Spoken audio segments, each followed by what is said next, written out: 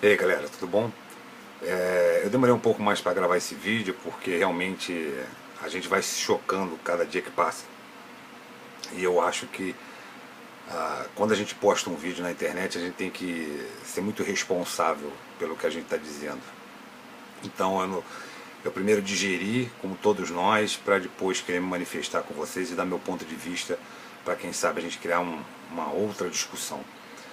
Eu vou pegar três notícias só dessa semana. A primeira, que óbvio está aí na mídia e todo mundo comentou, todo mundo se adiantou, foi o caso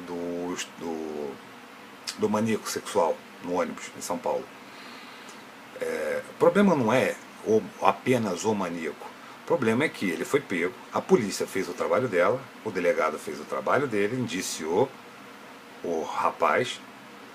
E na audiência de custódia, que é essa famosa audiência de custódia, foi implementada no excelente governo que a gente teve aí durante um período de 14 anos, né? Ele, na audiência de custódia, ele foi liberado porque o juiz entendeu que não houve constrangimento ou grave ameaça por parte do indiciado à mulher que foi surpreendida por uma ejaculação do meliante, né? Obviamente, eu não preciso nem dizer, né? Porque se fosse, na verdade, eu até que cheguei a escrever um comentário desse no Facebook, se fosse a filha, ou a esposa, ou a namorada, ou a amante, seja lá o que for, do juiz, eu tinha certeza que com audiência de custódia ou sem audiência de custódia, o cara ia ficar detido ou retido para tratamento, né? Mas tudo bem, vamos politicamente correto, né? Os direitos humanos, liberou o rapaz porque ele, imagina, ele não houve constrangimento no entendimento do juiz. Não satisfeito, 1 ou 2 dias depois ele foi preso novamente fazendo a mesma coisa. E você vê, a polícia prendeu e não deixou a população encostar o dedo nesse cara, não é? E agora está se comentando a hipótese de se manter ele detido. Esse cara não tem que se cogitar a hipótese. Primeiro que direitos humanos, no meu entender, é para ser humano, são para nós que somos as vítimas. Para quem comete um crime, para quem comete um delito, ele perde automaticamente os direitos. É simplesmente assim. Você entendeu? Então, é aquela tua história. É muito fácil quando não é dentro da família, né? Como teve aquele caso da juíza ou desembargadora, que o filho foi preso um tempo atrás aí, fazendo tráfico com armas e drogas na mala do carro. Ela foi dentro da cadeia tirar o filho dela. E não se toca mais no assunto, já passou, né? A segunda notícia, para mim é mais preocupante ainda, é a notícia de que o supercomputador chamado Santos Dumont, que fica no centro de pesquisas em Petrópolis, ele provavelmente agora em meados de outubro desse ano, ele provavelmente deve ser desligado. Qual é a utilização desse computador? Simplesmente ele reúne todas as informações e processa todas as informações de todos os centros de pesquisas e laboratórios pelo Brasil, são processados neste supercomputador. O que ele traz de benefício para todos nós? Ele acelera o processamento das pesquisas, seja de vacina, seja tecnológica, seja em todas as áreas. Só isso. Ele vai ser desligado porque não tem dinheiro. Dá uma olhada, gente, vamos dar uma olhada. Essa história de que o Brasil tem crise, né? Que a gente não tem dinheiro, é um país sem dinheiro. Não, nós somos um país muito rico. Vê quanto já foi arrecadado. Dá uma olhada no www.impostômetro.com, se eu não estou enganado. Dá uma olhada nos recursos, quanto já foi recolhido de imposto. Quantos nós já pagamos de impostos. Sem retorno nenhum. E aí você vai dizer que não tem 7, 12, 16 milhões para manter o centro do supercomputador em Petrópolis com condições de funcionamento. Pelo amor de Deus, né, gente? Pelo amor de Deus. Eu toquei outro dia no tópico de funcionarismo público. O funcionarismo público no Brasil tem uma verba anual de gastos, um gasto anual de 286 bilhões de reais. Quantos funcionários públicos não estão recebendo super salários acima do teto permitido por lei? Quantos funcionários públicos estão acomodados e já não trabalham, já não prestam um serviço de qualidade para a população? Porque eles são autoridades. Você, se for mal atendido, você sequer, dependendo do estado ou da situação, você sequer pode reclamar. Se você ofender ou ameaçar um funcionário público, você está cometendo um crime. Agora, e o contrário? Se você for mal atendido, se o funcionário público for mal educado com você, que direito você tem? Gente, eu venho comentando isso aí já tem algum tempo. Eu sou da opinião do seguinte: nós precisamos muito exigir que seja feito, nem que seja uma pesquisa com a população, através do voto, apresentando candidatos de qualidade, currículos, competência, igual uma entrevista de emprego, para que fosse formada uma nova Assembleia Constituinte, para a gente poder tentar mudar esse sistema, porque o nosso sistema, além de ele ser extremamente burocrático, ele tem todas as brechas possíveis e imagináveis para que haja corrupção, para que haja sacanagem, para que haja desvio de verba, para que haja a má aplicação de verba pública. Enquanto não houver isso, eu não acredito esperança. Projeto de lei, cada projeto tem projeto de lei. Agora, essa semana estava saindo que estão pensando em tirar da gaveta um projeto do Clodovil, que já está falecido, que já se foi. Porque ele apresentou um projeto quando ele era deputado de alterar a quantidade de deputados federais de 513 para 250. Mas não é só isso não, isso é só um pequeno detalhe. É uma forma de se economizar, óbvio, mas isso é um pequeno detalhe apenas.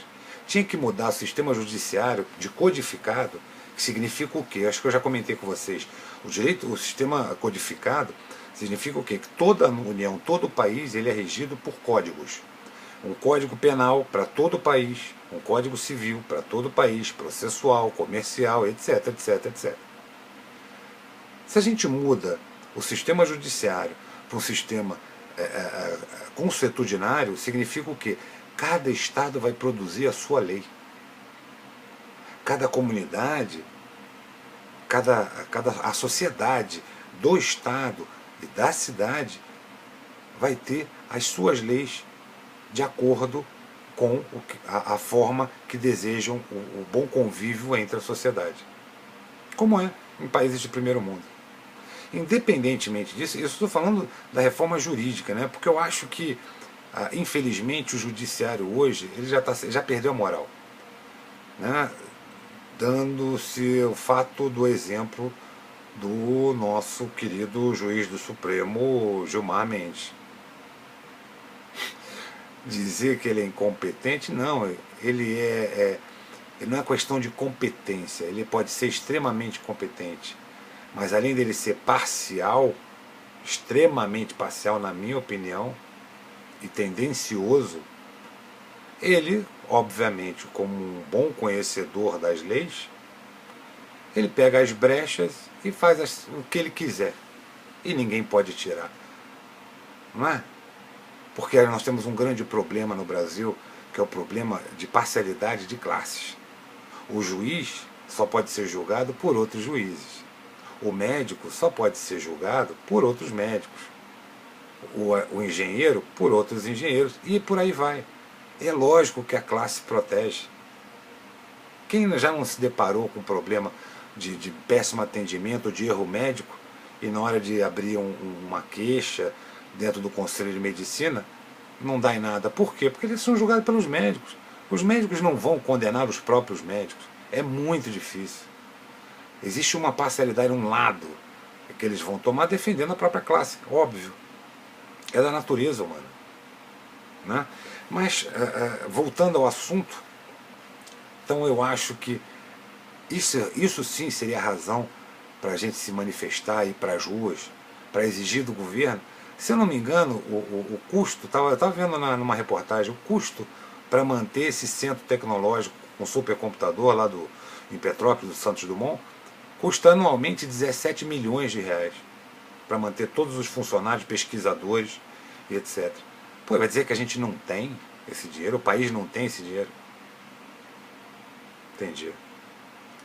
Bom, e para finalizar um assunto, só para poder dar uma espetada na galera que é contra, em cima desse problema do projeto do Temer de liberar a área de exploração, que todos dizem que é uma reserva natural, é uma reserva mineral. Se informem, dá uma lida, dá uma pesquisada.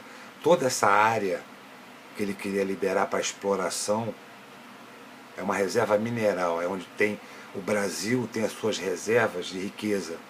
Agora, o grande problema não é liberar, obviamente, passar por um processo de obtenção de autorização, de processo de lavra e etc. O problema é que a gente não tem fiscalização, muito menos leis. Vai se criar o quê? Mais cargos públicos? Por ano, no orçamento da União anual, se eu não estou enganado, por ano se gasta 286 milhões de reais. Bilhões, desculpa. 286 bilhões de reais com os funcionários públicos. E existe retorno?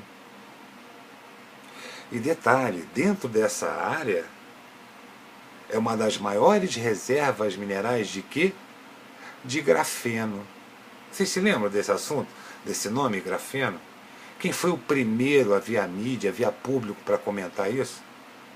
Gostando ou não, foi o Jair Bolsonaro.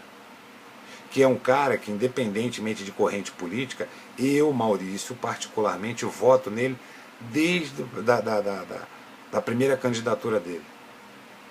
Porque, independentemente de comparações, livre de comparações, é um cara que eu sei que ele é honesto e todos os ideais dele, até mesmo por ter uma criação militar, ele é extremamente patriota. Ele, antes de mais nada, antes de saber inclusive se ele vai se beneficiar ou não com isso, ele quer saber em manter as riquezas do nosso país. Ele deseja um país, uma pátria melhor, com dignidade para todo mundo. É só isso. Vocês podem me apedrejar à vontade, a opinião, né? Já dizia aquele velho ditado, opinião é igual a pi, cada um tem o seu, não é? Então, galera, foram esses 3 tópicos. Eu vou ver se eu consigo aumentar mais a periodicidade. E estou pensando em abrir, de repente, uma comunidade no Facebook. De repente, Patriotas Network, né? Para a gente começar a formar um novo grupo e começar a discutir problemas relacionados ao Brasil. Porque, independente, qualquer mudança começa com uma movimentação. Seja de 1, de 2, de 10, de poucos. E quem sabe, se for um movimento digno, com ideias dignas para todos nós, ele não ganha força e tamanho para que a gente possa cada vez mais querer um país melhor para os nossos filhos e nossos netos. Galera, eu agradeço mais uma vez por terem me ouvido aí. Bom descanso, bom início de semana para todo mundo. Abração, até mais.